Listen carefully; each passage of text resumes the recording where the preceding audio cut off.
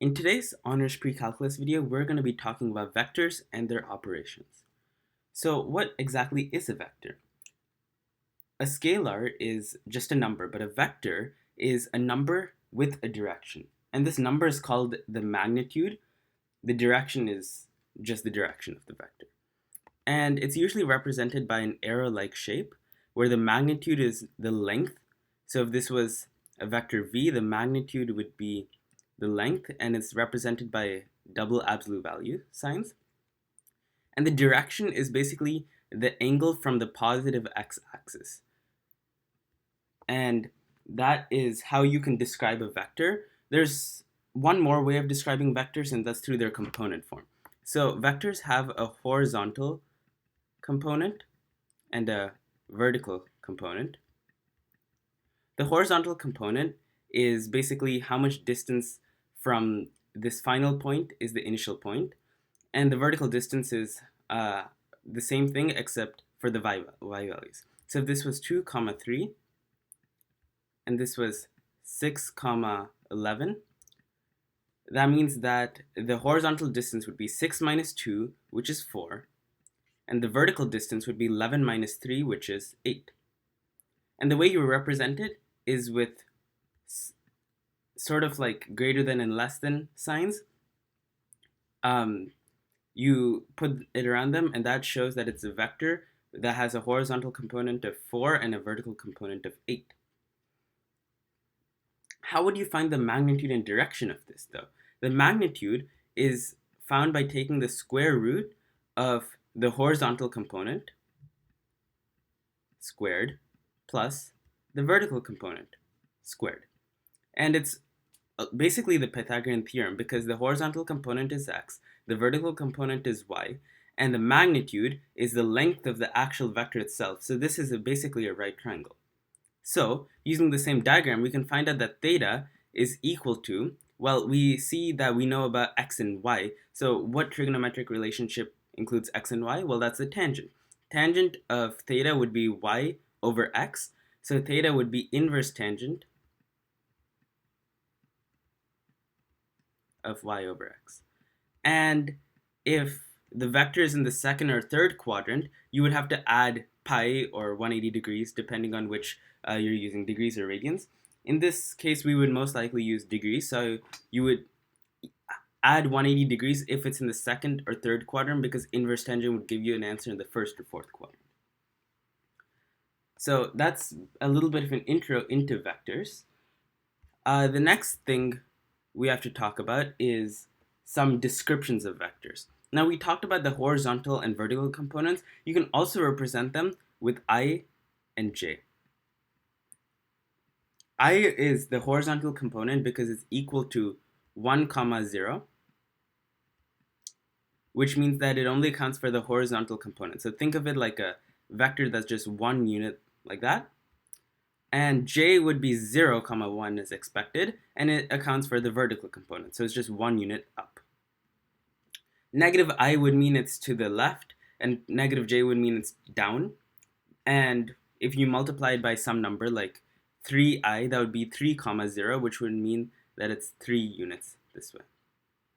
Which brings us into our next topic, operations with vectors.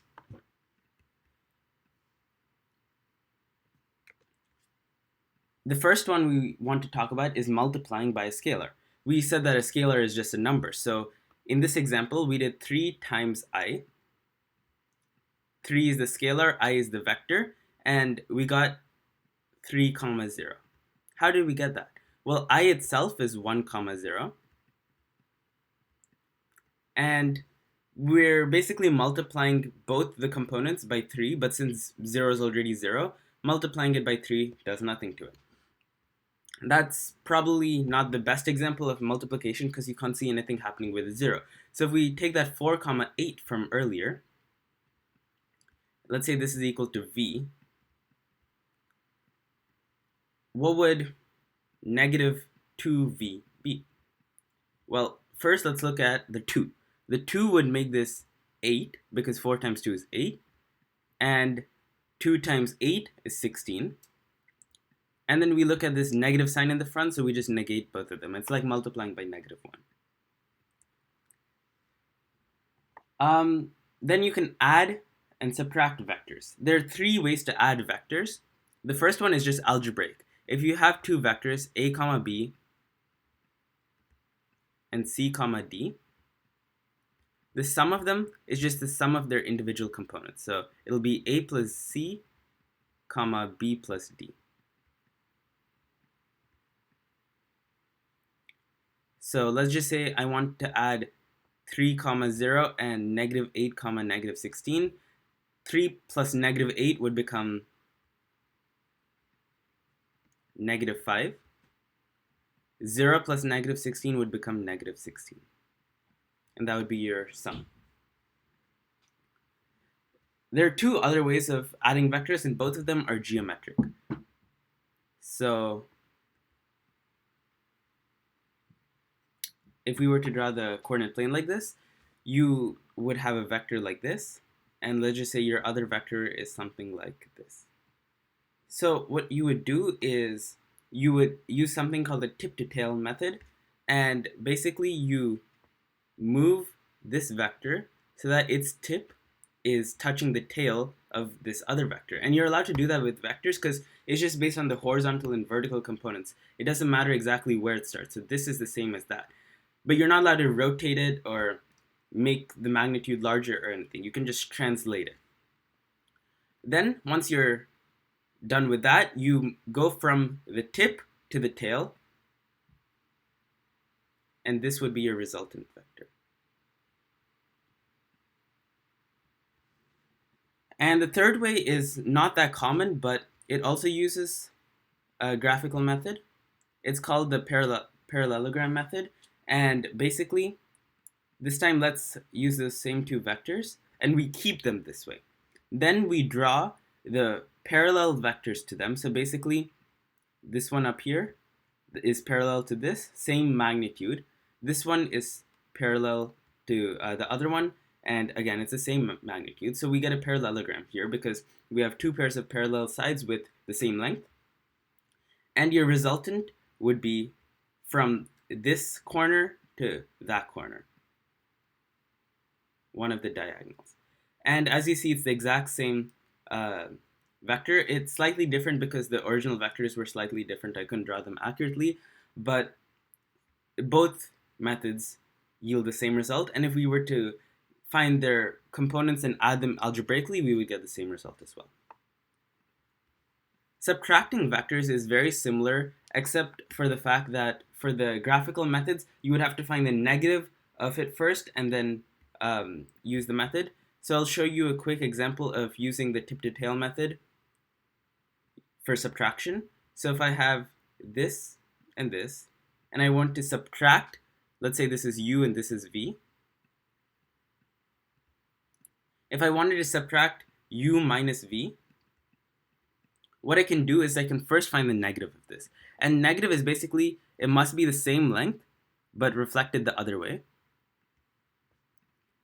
And now we do the tip to tail method. So we move this over here. And your result would be this.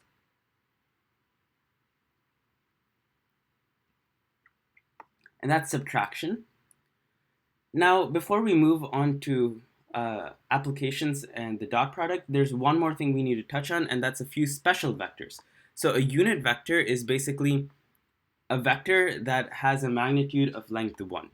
So if you were to have 1 comma 0, which is I, that is a unit vector because it has a magnitude of 1.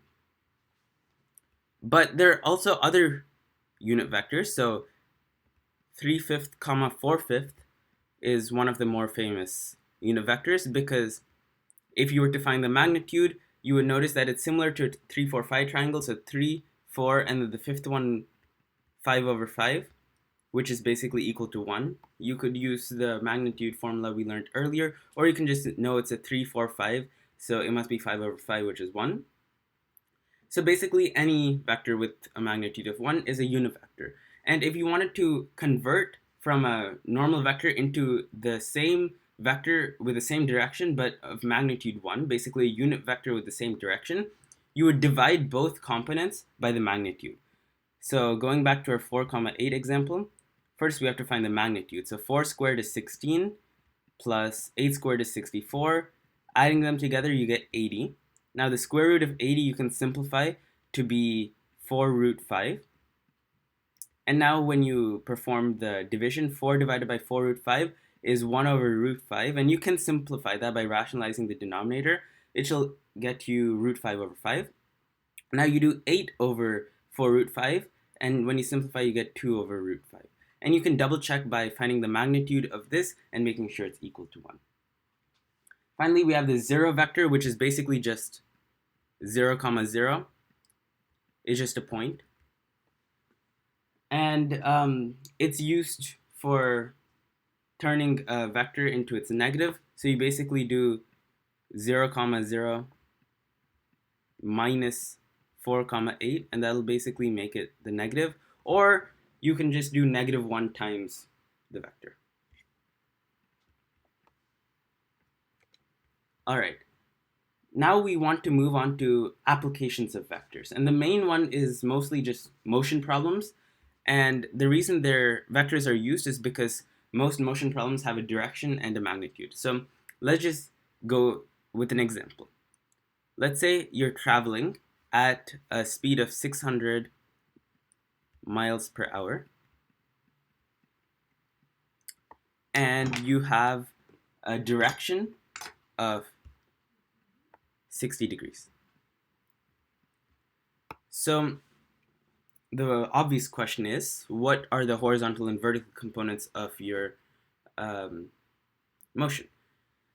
What you can do is you can look back, and we used formulas to get from horizontal and vertical components into magnitude and direction. There are also other formulas to get from magnitude and direction into horizontal and vertical components, and I'll reveal them to you now. So x, let's say, is our horizontal component. It'll be equal to the magnitude times the cosine of the direction. And y, the vertical, is going to be the magnitude times the sine of the direction.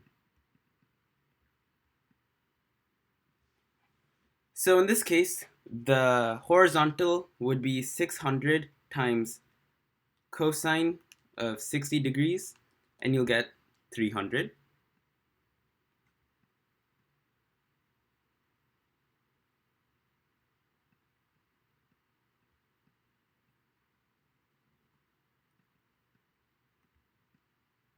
Right? Because cosine of 60 degrees is 1/2, so 600 times 1/2 is 300. For the y, it'll be a bit more tricky. It won't be exact numbers. You would do 600 times sine of 60 degrees, which is 300 root 3, or approximately 519.615. And don't forget, it's miles per hour for both of them. So that's one of the more obvious questions to ask in this scenario, but there are also other questions, such as there is a wind blowing with a direction of 135 degrees and a magnitude of 80 miles per hour. Find the true speed and the true direction. So basically you would add up these two vectors and then find the magnitude and direction based off that. So let's do it. The main method is to convert them both into component form. So we have 300, 519.615.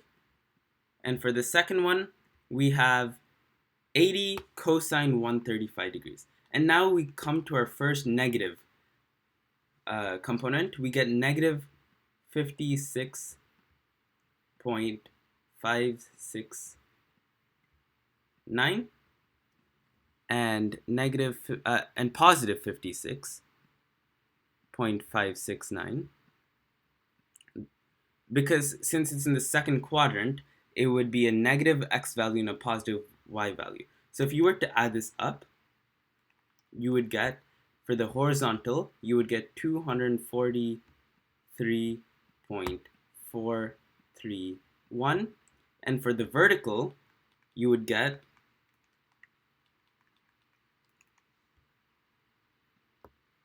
576.184. And if you were to think about that for a second, you would see that the x value is less than what it originally was, which makes sense because you're going in the negative x direction with this wind. And the y value is more than it originally was because you're building on top of this with the wind. So our answer seems to make sense. Finally, we just have to find the magnitude, which can be calculated using the Pythagorean theorem or the formula. So you would add up the squares and then take the square root of that, which would give you 625.497 miles per hour.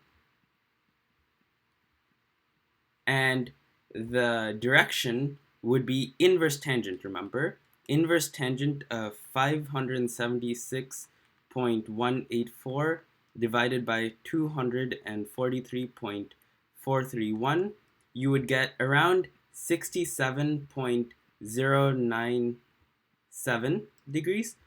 But first we have to make sure that it will be in the first quadrant because this answer that's given is in the first quadrant.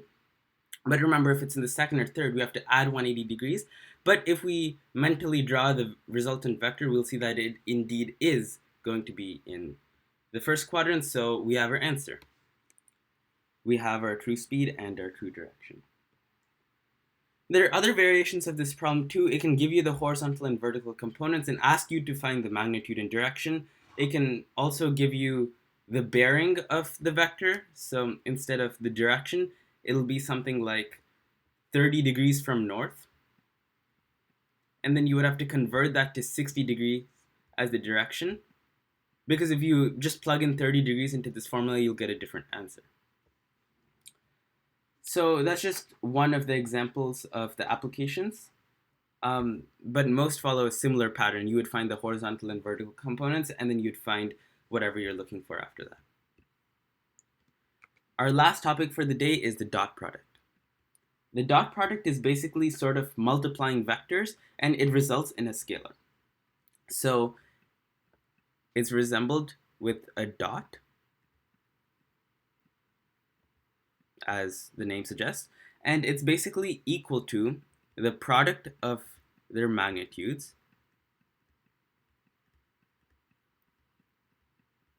times cosine of the angle between them. This is different than the direction of the vectors. It's the angle between them. So it's still using theta, but it's the angle between those two vectors. So if you have u is negative 2, 7, for example, and v is 3, 4, then the magnitude would be square root of 2 squared is 4, 7 squared is 49, so that would be square root of 53 times 3 squared plus 4 squared is 25, square root of that is 5, and here we run into a problem. We can't find the angle between them. There is no way other than using trigonometry. If this is 3, 4 and this is negative 2, 7, you would have to use trigonometry to find the angle between them, which takes a lot of time. So we go to our second formula. The dot product, and this one is actually more commonly known, is also equal to x times xu, for example, times xv plus yu times yv. So basically, if you have u is xu comma yu and v is xv comma yv, you would plug that into this formula. And this is much simpler when you're given the two vectors in their component form. If you're given the angle between them, then you would want to use this, but that's rarely the case. In fact, most of the times you'd want to find the angle between them, and that's why you would use the dot product. That's actually one of the applications. So we plug that into this formula, it'll be much simpler. We have negative 2 times 3 plus 7 times 4. So negative 2 times 3 is 6, 7 times 4 is 28, so negative 6 plus 28 would be 22. That would be your dot product. Now, the dot product itself isn't that useful, but you can use it to find the angle between them, and that's the main application of the dot product. There's one more application of the dot product, and that's finding the work done by a force. And if you've taken physics, you know that the work done is basically the force times the displacement. It's a force acting over a distance, so it's the force times the displacement. But force is a vector in 2 dimensions, and displacement is also a vector. But work is a scalar quantity, so that's why the dot product is used, because it results in a scalar quantity. See, we use 2 vectors, negative 2, 7 and 3, 4, and we got a dot product of 22. So it results in a scalar, not a vector, which is why the dot product is used for this work. And if you were to say that negative 2, 7 is the force, and the displacement is 3, 4, then 22 would be the work done. And that's just one example of another application of the dot product. That's basically it for vectors. We went over what a vector is, some of the key formulas relating to vectors, and then operations on vectors such as addition, both algebraically and geometrically. Then we went into applications of vectors in word problems, and we ended up with one more operation, which is the dot product. This was our video on vectors. We have other honors pre-calculus videos as well. See you next time.